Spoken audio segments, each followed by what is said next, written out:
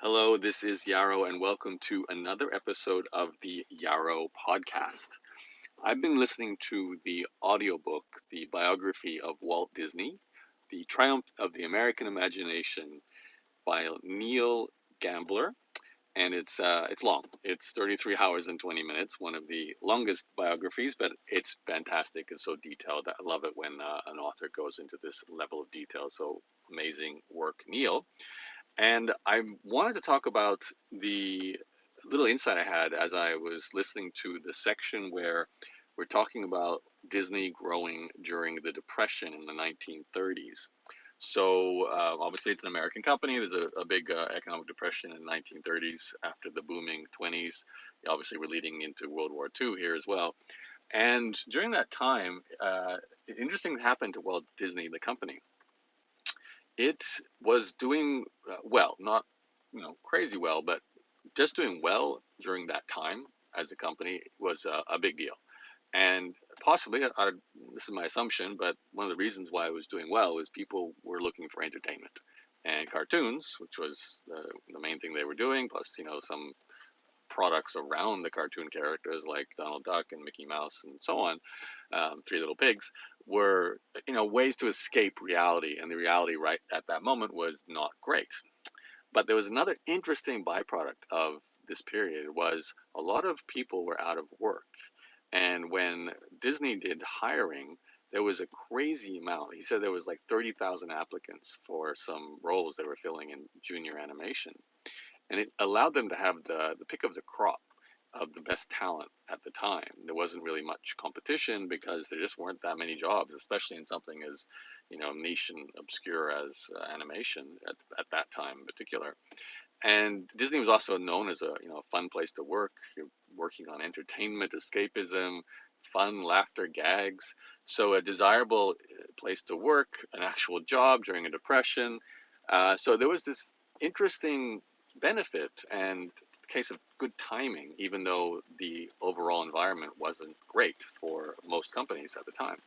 And it made me think to a period that I went through around the GFC, around 2008, 2009. You might hear some rain in the background here. I'm in my car and it's starting to rain a little heavier. So yeah, 2008 in the GFC, or the Great Financial GFC? Gee, that doesn't sound right. It's been so long now. Great Financial Crisis. That doesn't sound right to my ear for some reason, but I think that's what it was called.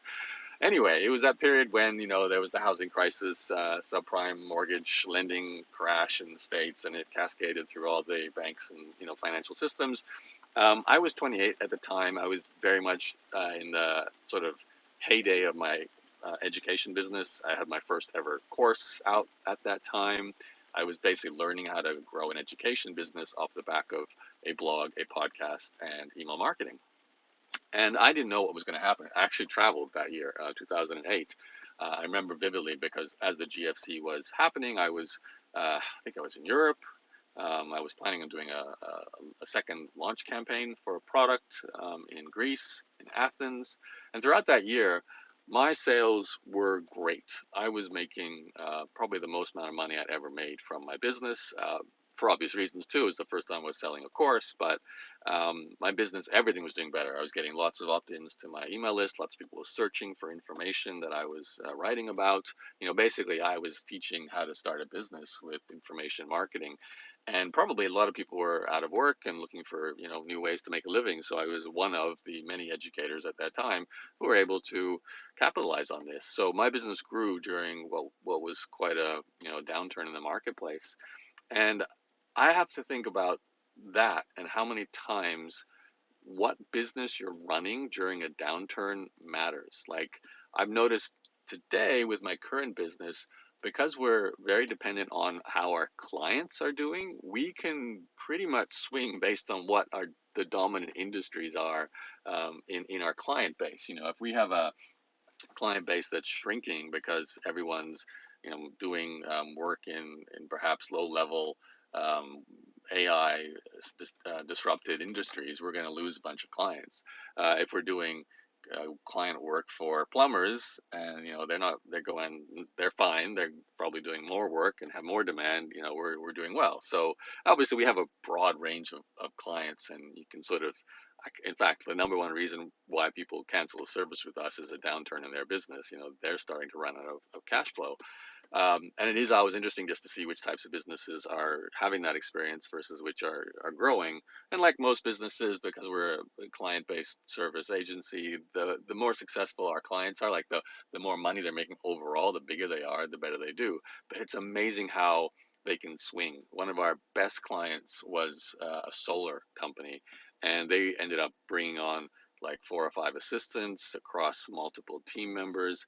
And then the Trump administration comes in and starts cutting all the incentives to do green energy, and their business starts to go down. They start cutting their services with us. So it's interesting just to see how these different kind of micro industries and how they're impacted by the changes this in their industry. And of course, it impacts our company. And that's how a cascading effect can happen too, obviously, because all of companies are interlinked. Um, I don't really have a point around this, but I do want to point out I don't have a point, but I do have a point. I guess the point I have is that you shouldn't assume a downturn is a negative thing for your business. There's often ways that there's advantages, there's benefits. In fact, one of the best things you can do, and perhaps Disney is an example of this, is to look to hire, like do the counterintuitive move. When there's a lot of supply, then that's the time to buy because prices are lower. When there's a lot of people out of work, that's the time to hire because there's the best talent at the lowest wages. It's the flip side when everyone's doing really well. It's hard to get staff. Things cost more money. That's when maybe you pull back and you tighten. So as Warren Buffett would always say, be fearful when others are greedy, and greedy when others are fearful. It's a similar attitude towards growing a company. Of course, it's always prudent to prepare for the worst as well. I feel, especially as I say this, it's been the most crazy year or two for the financial markets, and AI is just disrupting so many of our sort of digital industries. What's going to happen next is hard to predict. But the most important thing is to, keep building, keep shipping, keep improving. And, just because it's a downturn coming doesn't mean it's a bad thing. There's ways to navigate them. There's ways to benefit from them. All right. Going to end today's episode. Thank you for listening to the Yarrow podcast. And if you want to join my newsletter, just head to insidegrowth.com/content.